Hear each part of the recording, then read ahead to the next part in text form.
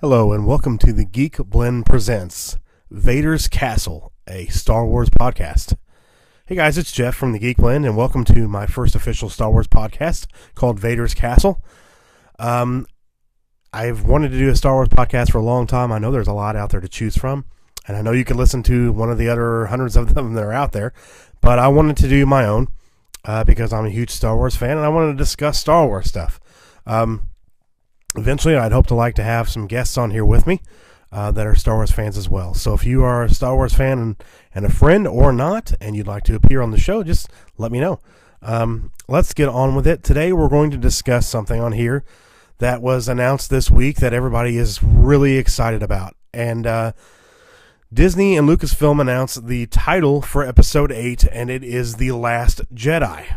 And not only that, but the Star Wars font was red outline instead of yellow. So everybody started freaking out, thinking Luke Skywalker is going to die because it's red and it's blood, or it's dark side and this and that. But Return of the Jedi, when it first was, I know Revenge of the Jedi posters were red font, but also the Return of the Jedi fonts were also red at first in the theater.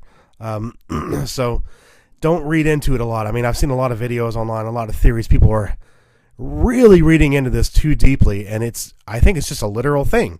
The Last Jedi. It could be Jedi as in one or Jedi as in many, because Jedi is also plural and singular for Jedi. So there's not Jedis, it's just Jedi or Jedi. So I don't think it's a hint that Luke dies. In fact, I don't think they're going to kill off Luke in all honesty. Now that Carrie Fisher has passed and Princess Leia won't be in Episode 9, I don't think they're going to kill off Luke unless they've already killed him off in 8, which I don't think so. I do think he's going to rebuild the Jedi Order, because I don't want Luke to go out like that. I really don't want him to go out not having rebuilt and passed on what he's learned, like Yoda told him, to pass on what you have learned. So I really hope they don't kill him off in Episode 8. I don't think we should read into The Last Jedi being Rey, and because I've seen a lot of people say, oh, well, that means it's Rey. Luke's going to die. No. Well, that means that maybe it's Luke and that Rey's going to turn to the dark side because it's red. No. And I've seen a lot of stupid crap out there. Well, because it's red and the words are white and the background is black, that means Darth Maul is Snoke. No, I don't think so. I think Snoke is a new character, so that's why I don't think that's off topic. So we're going to continue to talk about The Last Jedi. I love the title. I'm excited for it. I think it rolls off the tongue really well. I know there was a lot of speculation about other titles in the last few weeks or last few months, but none of them really sounded right, like something they would pick. So The Force Awakens was a really good title, and as somebody pointed out on Twitter today to another Star Wars YouTuber, Hello Greedo, somebody tweeted to him a picture of both the titles back to back, The Force Awakens, The Last Jedi. So kind of rolls off the tongue all together. So I wonder what the title of Episode 9, how that's going to work, if it's just a coincidence or not. But it was kind of cool how they lined it up and it kind of went off like that. But I really like this title. I'm really on board. I read in a recent interview that director and writer Rian Johnson had this title from the beginning. Like, he knew exactly what he was going to call it from the beginning, and I think that's great. I think it's great he went in with that confidence and what he knew he was going to do. He knew what he was going to do with the story, so that's where he went. And I don't think this is like a hint of the story at all. I think it's just called The Last Jedi because Luke, we know Luke as The Last Jedi because Rey is not a Jedi yet. So technically Luke is the Last Jedi. So I think that's what it means. It's just literal. Luke is the Last Jedi. I mean, it could mean that Luke is the Last Jedi and he's training the other Last Jedi, or all the Last Jedi. I don't know. But I think it's just Luke's the Last Jedi. I mean, Yoda said, the last of the Jedi you will be when I'm gone. So Luke is the Last Jedi. It's in the opening crawl of The Force Awakens, The Last Jedi, Luke Skywalker. So, and Snoke says, the Last Jedi, referring to Luke Skywalker. So it all points to Luke. I believe this is about Luke, and I believe this is going to be Luke's story, with Rey, with the main focus with him and Rey, but a main focus on Luke, because The reason that J.J. Abrams said yes to Kathleen Kennedy was because of a question that she asked him. Who is Luke Skywalker? That's what she asked him. And he thought about it, and that's the reason he said yes. Because he wants to know, after all this time, who is Luke Skywalker? So now we're going to find out who he is now. I mean, we know that he started a new Jedi Order, and that Ben Solo switched to the dark side, became Kylo Ren, and destroyed all of it. And now he sent himself into self-imposed exile, and on Ahch-To, and which is apparently the location of the very first Jedi Temple. And people say first Jedi Temple. Yeah, I'm talking ancient Jedi Temple, like way before even the Old Republic era. So, like before lightsabers and all that. I think this is like old Jedi stuff. So, a lot of speculations out there, but I think it's just a really cool title. It just refers to Luke. I think that's all it is. I think people are reading way too much into it, and I think we should just kind of, take a chill pill until it's time to see the movie. If there are more things that come out, we can speculate on more. That's great. I think this is just a literal title of basically Luke's The Last Jedi. So I think that's what that is. So I really like it a lot. And that's that. I really enjoy the title. I'm really excited for December. Can't get any sooner. And now I wonder, people are now asking, since we have the title, when are we going to get a trailer for Episode 8? I thought we might have gotten a teaser by now. Maybe Rogue One has already passed $1 billion. It just did worldwide. That's why they finally released the title to Episode 8, because we now know that they know Rogue One's making a crap ton of money. They don't need to worry about it because we didn't have any promotional material for Rogue One until The Force Awakens was on DVD and Blu-ray. So I wonder, with Celebration, Star Wars Celebration being in April, if we're going to not get a trailer until then. Kathleen Kennedy said, well, while promoting Rogue One, she said basically that we'll start seeing stuff for Episode 8 like early spring, like going into spring. So I'm guessing probably March. I'm thinking I don't even know if we're going to get like an actual, like the teaser for The Force Awakens was a real just itty bitty teaser. And it'll be less than a year away from the Last Jedi, and for the Force Awakens teaser was over a year away. So I think that we're going to get a full trailer. They'll call it official teaser. It'll be more of a teaser like Rogue One teaser was. It'll be longer and have more information than the first Force Awakens teaser did, and probably more than the second Force Awakens trailer did, or teaser trailer did, that they had at Celebration before the Force Awakens came out. So I do believe we're going to get a trailer at Celebration. I'm hoping it's longer than a teaser. Hoping it's longer than like a 60-second teaser. I hope it's like a minute 20 or a couple minutes long. I believe the first Rogue One trailer was a couple minutes long, and it was an official teaser. And it didn't have a lot of story points in it. It was just real quick, and it kind of did what it needed to do to get us ready for Rogue One. So I'm excited to see a trailer, and I hope we get one before Celebration. And I would love it if we got one for Celebration, but I don't think we're going to get one before Celebration. That's perfect time. I'm not sure. I think Rogue One, I don't know if they've actually released the information for Blu-ray and DVD. I haven't seen anything announced on, I haven't seen anything reported on Making Star Wars or Star Wars Newsnet. By the way, guys, if you want to get some Star Wars news and you don't know where to go besides StarWars.com, and by the way, that's a really good place to go. But if you want the more in-depth news and some rumors and casting information, stuff you're going to hear before it's officially announced, go to StarWarsNewsNet.com and MakingStarWars.net. They are two great websites that you can check out. And if you're a Star Wars fan and you're not on these websites, then I don't know what you're doing. You need to be doing that right now. They're both great sites. They aggregate great news articles from around the web, and also Making Star Wars, and now Star Wars Newsnet has been known to break their own stories that have actually come true, especially Making Star Wars. They've been around for a lot longer, and they have actually broke some scoop. They reported spoilers for Rogue One quickly. If you haven't seen that and you're listening to a Star Wars podcast, I don't know what to tell you. So go see Rogue One right now before you listen to the rest of this podcast. Spoilers for Rogue One, but Making Star Wars did have an article out, back in the summer that Darth Vader was going to see action and was going to be killing rebels. And as we saw at the end of Rogue One, Darth Vader saw action and Darth Vader was killing rebels. So their sources have been really spot on. So these websites are really great. Again, StarWarsNewsNet.com and MakingStarWars.net. Really great sites. So we're going to move on. This is going to be a kind of a short podcast. I'm not going to go really, really long. We're already 10 minutes in, and I've just talked about the Star Wars title, Last Jedi. It's a little late on a Tuesday night. Just wanted to kind of get one out there so I could start doing one every week. It's probably going to be Tuesday or Wednesday during the week is when this podcast is going to come out.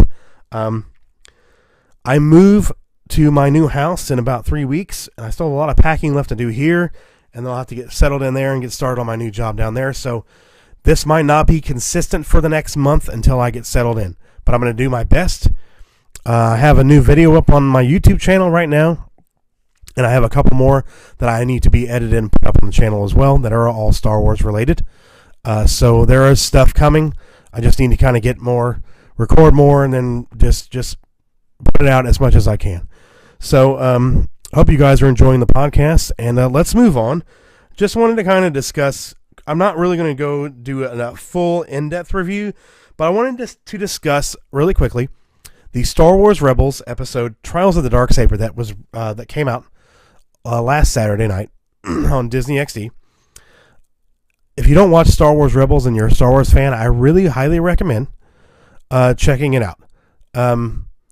If you're a huge Star Wars fan, you probably already watch it, but you'd be surprised. Some big Star Wars fans don't watch Rebels, and it is a really good show. And if you have never watched Star Wars the Clone Wars, the animated series that was on Cartoon Network, you should watch that as well, because a lot of stuff that comes from there kind of connects into Rebels and actually even connected into Rogue One. The character of Saw Gerrera, played by Forrest Whitaker, was actually from the Clone Wars, which was just the coolest thing to get a connection from the animated series into live action. I mean, and then even in Rogue One, there were the Rebels ship, the Ghost, that the Rebels cruise on, appears in the final battle. It actually appears on the Yavin 4 base, and the droid Chopper that's with the Ghost crew from Rebels, he was on the Yavin 4 base, and then there was a shout out over the intercom for one of the Ghost crew from Rebels on the Yavin 4 base as well. So there were quite a few Rebels Easter eggs in Rogue One, so it's really cool that all this stuff kind of really connects. And not to get off topic here, but I'm going to for just a second. I was talking to a friend of mine about some of the new canon books, and I think he's reading Aftermath at the moment. If you haven't read some of these books, I highly recommend it. I'm finishing up the Darth Vader comic right now from Marvel, and I highly recommend that too. It's been the best. The Star Wars solo comic is really good too, but this Darth Vader comic is just fantastic. You learn so much about Vader and what he has to overcome being in the suit, and how he uses the Force around it. It's just a great book. But we were discussing yesterday. I was talking to him, and we were discussing how everything connects now. Like how when Disney and Lucasfilm took over, when they wiped out all the other canon books, well, actually, they were never really canon, but when they wiped out everything else and said, this isn't canon, we're going to start over, a lot of people were upset, of course, because their favorite stories weren't going to be told. And you got to think about how many EU books were out there, and how many stories have been told, and how, if they were to try to keep track of all that together, it would have been a disaster. And then they couldn't have told their own original stories after episode 6, moving into episode 7. They would have had to go a lot farther down the road past where all the EU ended and start there. And, that's not really fair. Now, they would have had to, like, everything that would have happened would have had to been in canon, and they would have had to connect everything. Everything would have had to been, like, it just really wouldn't have worked out. So I'm really glad they started their own. All the new books that have come out, all the new comics, everything that's connected, everything. And it really does interweave. All these new characters do connect. And you see that in all these books, and they appear in the movies. And you're like, wait a minute. I know that character. I read this book. Like with Rogue One, the Catalyst novel. I'm not quite done with that yet. I got the audiobook from Audible. And I'm almost done with that. But when I've read so much of it that when I saw Rogue One, Galen Erso and his wife, and then director Orson Krennic, I connected with those characters more because I remember all of their interactions in the book and the way they were together in the book, and the way Krennic and Urso's wife, I can't remember her name at the moment, but the way their interactions were, that you understood why she was in the first scene when he wanted to take Galen back to help finish the Death Star super laser. So you understand why she was that way against him and why she didn't trust him, because of their interactions in the book and the way he is in the book. I highly recommend you guys read that book. I mean, it'll help you. It'll be a bigger and better understanding when you see Rogue One again. And I'm only 3/4 done with it. I only have maybe 2 chapters left, if that. So maybe I'm a little more than 3/4. So I don't have a lot left. But from what I had read going in, it really opened up that movie even more. So even reading the novelization of episode 7, there was stuff that they didn't put in the movie that was in the book that is still canon, that still connects. There are still things that Kylo Ren said to Rey that weren't in the movie. So I really highly recommend you guys check out a lot of the new canon, especially if you're really in depth and you want to know everything about what's going on. You want hints and they pepper little things in. Like there's a group in the Aftermath series. There are little interludes with that we think are probably the Knights of Ren, or what started the Knights of Ren, or what became the Knights of Ren. So we'll see how that works out. It's so much speculation can be had, and they're really doing a great job at interweaving everything. Their story group over there at Lucasfilm with Pablo Hidalgo and that group are doing a fantastic job. So hats off to them, connecting Rebels and Clone Wars and the prequels. I mean, the way they serviced the prequels in Rogue One was another monumental achievement. When just everything that they, even the old, I can't remember the name of the tank, but when they rescued Jyn off of the Imperial planet that she was being held captive on, that tank that she was in that jumps over the hill in the beginning of the scene, tank was used by the clones on Kashyyyk in the Clone Wars. I mean, that's really cool to see that connection to the prequels there. So I'm getting way off topic, but again, I just wanted to tell you guys, if you're really big Star Wars fans and you like every little thing and you want to know every little thing and you want to like speculate and you want to get your mind working, does this character turn into this character? Is this guy possibly Snoke? Like, there are theories about characters in the novelizations that, or in the other books, that there's a person that might be Snoke. I disagree with it, of course, because from what I've heard, Snoke is really, really old, and I think he's from unknown space. I believe that what Palpatine was feeling in unknown space was that he was feeling the pull from the dark side. I believe this is in Aftermath, the newest one. But he was feeling the pull from unknown space from the dark side. He thought the source of the dark side was coming from there, but I believe it was Snoke. I believe that's how powerful he is, and he's not Sith, he's something else. So we're going to see what that is. I'm really intrigued on who Snoke is and what the Knights of Ren are and what they are compared to what the Sith were, like with the Rule of 2, or even with the Rule of 1 with Darth Krayt. I mean, so I'm really looking forward to hearing about Snoke a lot more. And I really want to see Snoke and Luke fight. So here's hoping that's going to happen. So hopefully we'll get like the Knights of Ren with Kylo and Snoke come to Ahch-To after a lot of race training, when Kylo's training is maybe towards the end of episode 8, and we'll see like a big confrontation with Luke and Snoke and Rey and Kylo and the Knights of Ren. But I'm maybe just Luke really quickly wrecking the Knights of Ren and then going over to Snoke. I mean, that would be the coolest thing ever. I just want to see, because if you know the old canon books or the old EU stuff, and even from what George Lucas said, Grandmaster Luke Skywalker, when Luke got up to be that level after Return of the Jedi, no one was more powerful ever than Luke Skywalker when he got to that level. So where he is now, I'm guessing, is where he's probably going to be the most powerful Jedi or Force user that has probably ever lived, because Snoke is scared of him. If you think about it in The Force Awakens, like, he's terrified of Luke coming back and bringing the Jedi back. He's scared of Luke. Like, let's get to Luke so we can kill him and then we can get out. We can move on, because that dude scares me because he's powerful. So, yeah. Again, I'm rambling a lot, but that's what a lot of Star Wars podcasts do. We just ramble. So, let's move on to what I was talking about with Star Wars Rebels, Trials of the Darksaber. Really quickly. But there was a lot of Easter eggs from the Clone Wars with like the Pre Vizsla and the Darksaber and Clan Vizsla and the first Mandalorian Jedi.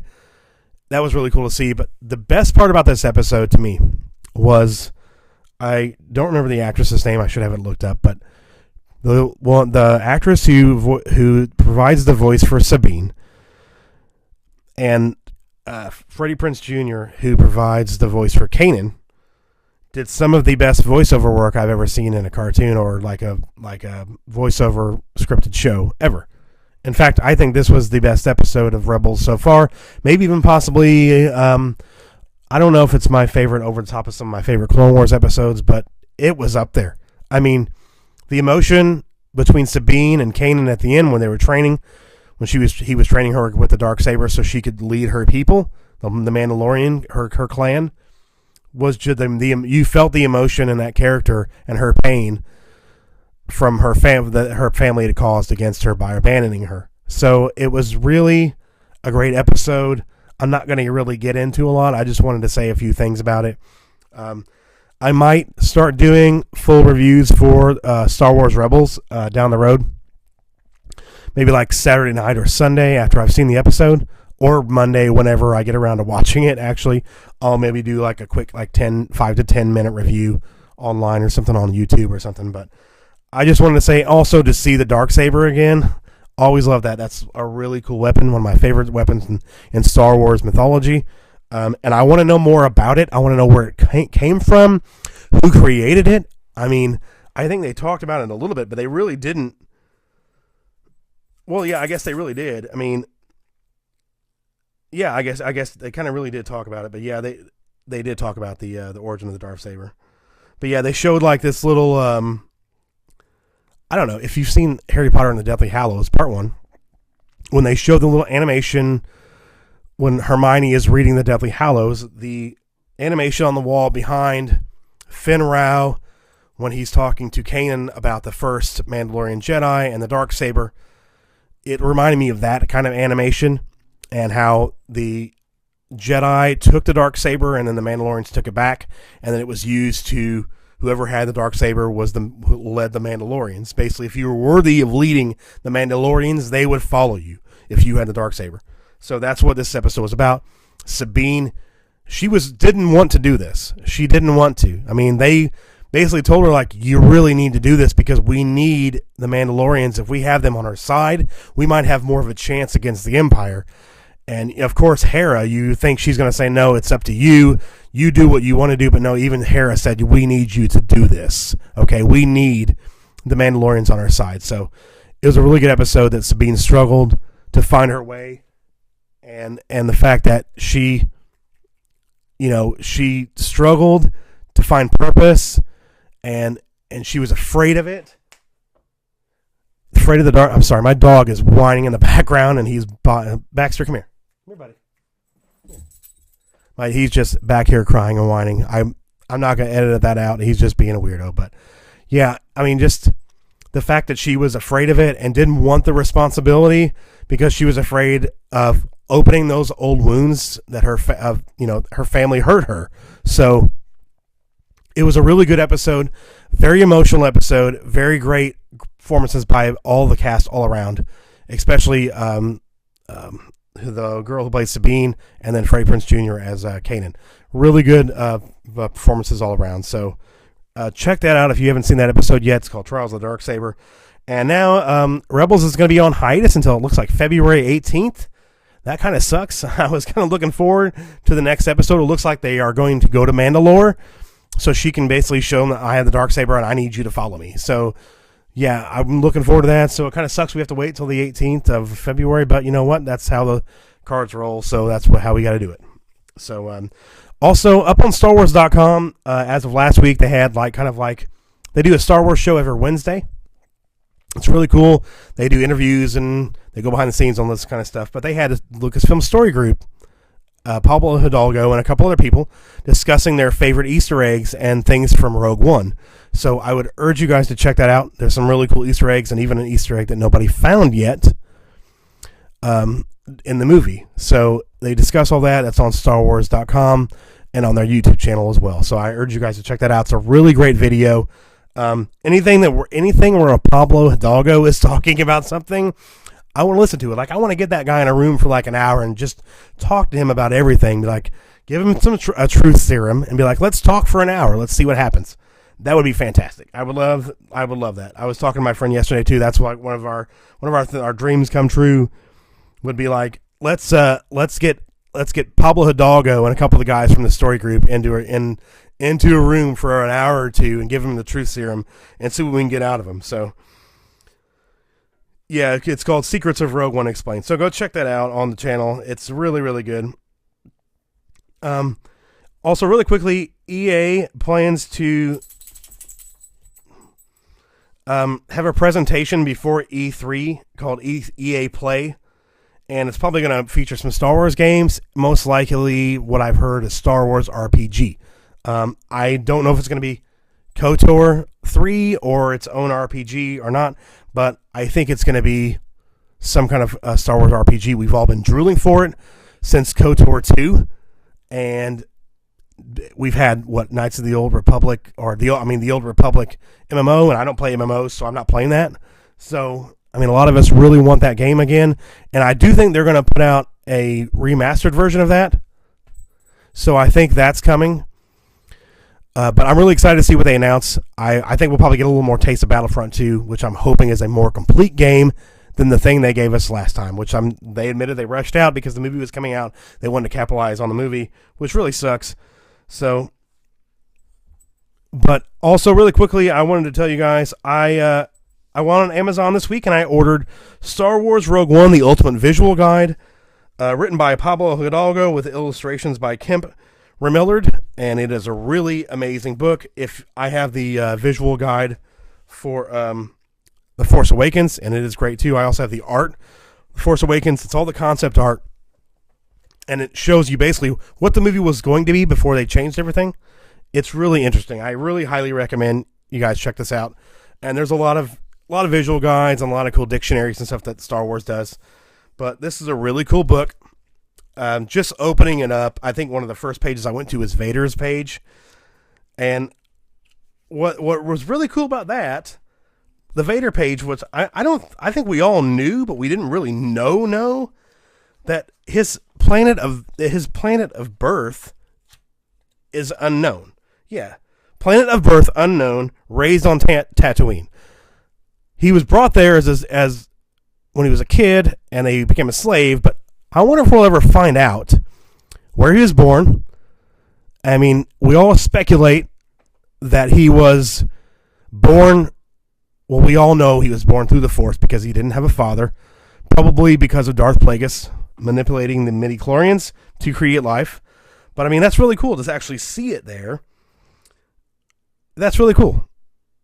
And he's 6'8", it says, is his height. So if you're looking into getting into Star Wars cosplay like I am down the road, like I do want to cosplay and troop as Vader down the road. Of course, it's going to be a long time before that happens because a really good Vader costume is going to be $2,000-$3,000. Well, unless you really want to build your own really well. And a lot of people out there are like, you got to be, well, actually, never mind. 6'8", 6'8", that's massive. I don't know why I was thinking that was smaller. Wow. I guess I can't troop as Vader. I'll be with one of the world's shortest Vaders. But I do know some of the guys out there that do Vader are barely 6 foot, and they put some lifts in their shoes, and they're like 6'1", 6'2". So, but yeah, it's a really cool book.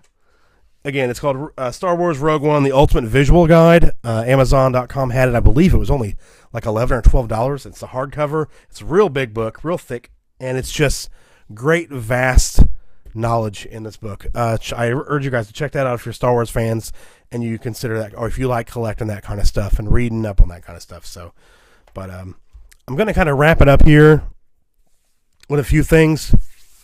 I'm not going to do a full Rogue One review. I'm probably just going to wait until the Blu-ray comes out because the movie's been out for about a month now and I haven't done a review yet, which in all honesty, I had planned to do a review literally the night after I saw it the second time, but that was December 23rd. We were super busy. It's been really hectic ever since we found out figured out we were moving. It's just been really crazy. So I apologize again, guys, for not a lot of content. That's going to change once I get settled. But I'm going to quickly just kind of discuss. I loved Rogue One. I thought it was fantastic. It's like my third favorite Star Wars film, probably behind Revenge of. I don't know. I think Empire's my favorite. A New Hope's my second favorite. So maybe it's my fourth. I don't. No, I think it's my third. I think it's under A New Hope, and then Revenge of the Sith is behind it. So. Yeah, it's a great film. I love the new characters. I love Cassie, and I loved how they showed the gray area where the rebels operate, where he had to shoot that guy in the back because he was injured and he couldn't get out of there. I mean, I just love that they showed that the rebellion had to do dirty things. I mean, they weren't always squeaky clean. Every group like that has to do things that they're not proud of to get where they need to go. I mean, so it was really cool that they showed that kind of like gray area of the rebellion and that darker side of the rebellion. So I loved Jenna Erso. I thought Felicity Jones knocked it out of the park. I know some people were saying that they weren't really that sold on her. I thought she was great. I think she's a fantastic actress. She's going to be one of the like A-listers within the next year or two. She's already getting up there. I loved Chirrut Imwe, played by Donnie Yen, and Baze Malbus. I can't remember the guy's name that played him. He's a Chinese actor, but he was fantastic too. I love them together. The first viewing, I wasn't a huge fan of those guys together. Of course, I love Donnie Yen. I love Chirrut. That was great. But then wasn't a huge fan of Baze at first. But then the second viewing and even especially the third viewing, they're now like one of my favorite duos in all Star Wars history. Like right up there with like Han and Chewie. You know, I love them together. They're great. And Bodhi Rook, the Imperial pirate, played by Riz Ahmed, he was great. Great job with his character. A lot of people, I know a lot of people are saying they didn't do a lot of character development. They needed to get certain places quickly, so they couldn't spend a lot of time on these characters. So if you want to know a little bit more about Krennic and those characters, I suggest reading Catalyst. So if you want to know about Galen Erso and a little bit more backstory about him and his wife, and a little bit more about Jin's backstory, I would definitely recommend Rogue One Catalyst. But let's talk about Ben Mendelsohn's Orson Krennic. That dude plays a villain well. I thought his villain was fantastic. He ranks right up there with Tarkin and those villains. I mean, just a really good villain. And then speaking of Tarkin, to see Peter Cushing on screen again as Tarkin was really emotional. I didn't expect that to be. I really didn't. But I got a little bit emotional seeing it. I mean, I knew it was coming. We'd heard about it, and then we saw his profile or the back of his head in one of the TV spots. So we knew it was coming, but like I said, it just kind of got me a little bit. I wasn't expecting it. So yeah, it was really cool to see that. So I was really blown away by that. They really have come a long way with digital technology and what they're able to do with the special effects. But man, the first viewing, it didn't take me out of the movie, but I knew it was a digital effect, even though it like blew me away and like it got to me emotionally. The second time and after that, I've seen it 4 times now. The second time and after that, I didn't even remember it. I don't even think of it as a digital effect anymore. It's Tarkin. He's there. It's Peter Cushing. He's there. I thought it was fantastic. It looks amazing, and I can't wait to get it on Blu-ray and watch it over and over again, just to see Tarkin on the big screen again. And people, I know some people are out there like, they didn't have to have him in there. That looks dumb. That's terrible that they did it. No, he was the director of operations for the Death Star. He had to be in this movie. He had to be there. So it worked, and it worked well, and I'm really happy that they did it. It was fantastic. Just incredible to see that. Just incredible. And the interactions between him and Krennic were just some of my favorite parts of the movie in general. So really cool. Really amazing special effects. Everything looked really good. I'll talk about Vader in just a minute. I know everybody's wanting to hear me talk about that. And I swear, when everybody goes to the Rogue One review, that's the first thing you want to hear people talk about is what they think of the Vader scene, what they think of Vader, what they think of Vader. I'll get to that in just a minute. The Yavin 4 stuff was great. To see Jimmy Smits as Bail Organa and mention that he's going back to Alderaan. Oh, that hit. That sucked. Knowing that you're going to Alderaan and know what's going to happen to Alderaan, that sucked. But when he mentioned that, he trusts her with his life, talking about Princess Leia, And when they're talking about the Jedi, do you trust him? He's like, he served me well during the Clone Wars. And he's talking about Obi-Wan. That was great. But, yeah, it was really cool to see that connection with the prequels, too. So that was awesome to see. I just threw something on my dog because he will not stop crying. So sorry about that. He just sits over here and just cries and cries and cries and cries. So, but, yeah. Anyway, so let's move on let's talk about the end space battle and then the battle on Scarif. Everything worked well together. It flowed really well together. Oh, really quickly, K2SO, voiced by Alan Tudyk and played by Alan Tudyk, was just right up there with C-3PO now. Might even be surpassing C-3PO as one of the best droids in Star Wars ever, or in any film ever. He's just great, hilarious. Everything worked just perfect, witty. Everything he said just worked perfectly. Worked with the actor that he was interacting with. Everything just flowed well. So great stuff with Alan Tudyk's K2SO. That was great. The in battle on Scarif with the rebels, setting all the bombs off while Jin and Cassian and K2SO went in to get the plans. Everything was great. Then the rebel fleet coming in over Scarif. I mean, the battles. Then with the Hammerhead Corvette. I mean, everything. And then seeing like Red Leader and Gold Leader, like from The New Hope, like on screen again, and that space battle was even cooler. I mean, just seeing that again, I mean, but you would think those guys would be there. I mean, that they're a big part of the rebellion. That's the fleet comes in, they're going to be with the fleet fighting. So makes perfect sense. But seeing them there was fantastic. I don't know the actor's name who played Blue Leader, but he actually was recently played Marcus in the Exorcist series on Fox. Really good actor. But, man, you can tell that guy had so much fun doing that in that X-Wing. That was really great to see that, too. Admiral Raddus of the Rebel Fleet, loved him. One of my new favorite characters in Star Wars. Love me some Admiral Raddus.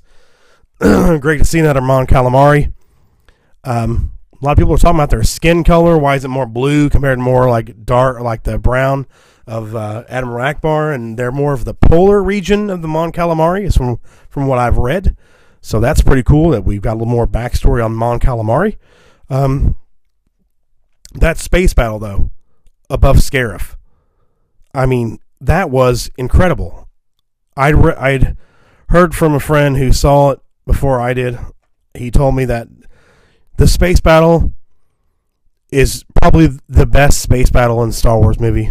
And it was saying something because the one in Return of the Jedi, I mean, that was incredible. And still, it's pretty close. Of course, the one in A New Hope was great about the Death Star, but the one in Jedi, with the whole fleet coming in, I mean, is just one of my favorite things ever in Star Wars. But this one was just, and what got me was how they made everything looked real, of course. It looked great. Special effects were great. But I swear, in some shots, they made you think that those damn Star Destroyers were models. Like it was like 1970 again. Like 1970s. Like, it was so cool. Like that kind of a throwback. Like, is that a model? Or is that a digital effect? What is that? Like, it was so cool. It reminded me watching the Star Wars movies when I was younger, like knowing, oh my God, that's a model. They did that, the model. That's so cool. Like, when I figured that out, when I knew that as a kid, when I knew, like, watch those behind the scenes stuff, like when they would air that stuff on TV. Like, we didn't have like DVD extras. We had to watch it on like TV at night, when they aired a special about how Star Wars behind the scenes. But really great space battle. The Scarif battle was great. I love the AT-ATCs. I've been seeing a lot of people saying AT-ATs, but they have their cargo transports, so they're bigger walkers. But yeah, that was so cool to see the one coming out of the smoke, and Chirrut basically like, base, what? Look, run, and like he's like, oh shit, let's go, and then he'd take off running because the ATCs are coming after him. But man, that was really cool. And then the U-Wing was a really cool vehicle. I like seeing that. But man, that final act was so good. So good. And seeing the Death Star fire twice was really cool how they did that. Like, no, we don't need like a manifesto. Just do the Holy City, just one reactor fire on the Holy City on Jeddah, and then just use the one reactor and just take out the base on Scarif. We're not destroying the whole planet. We're going to save that for an awesome test down the road. And we know what that test is down the road coming with Alderaan. But that was great. Love seeing that. That was really, really awesome how they did that. And I love the way, like, how they shot the Death Star in this movie. Gareth Edwards, if you've seen Godzilla, you know that son of a bitch knows how to shoot scale. Like, it looks freaking massive when he shoots it. I mean, this guy. And if they don't ask this guy to do another freaking Star Wars movie down the road, I don't know what the hell their problem is. Because I love The Force Awakens. Don't get me wrong. It was so good. And for JJ to bring back Star Wars and infuse life into Star Wars again like that, even though I loved Revenge of the Sith, and I'm not one of those people who are like, well, we haven't had a Star Wars movie since Return of the Jedi. I mean, I'm not one of those people. So, but that JJ had to do what he had to do, I mean, amazing. But I think Rogue One's a better movie. I like it better myself. It's just, it's a great film. And then, of course, in the end, well, first of all, they're showing all these planets. Every planet we go to, we see a name. And then we see Krennic's ship going down to a familiar-looking planet with no name. I mean, we know what it is, probably, because we know what planet has lava on it in the Star Wars canon. So we're like, where is it? Why isn't it showing the name? And then I heard Pablo Hidalgo say, we didn't say it was Mustafar because we didn't want you to know what was coming.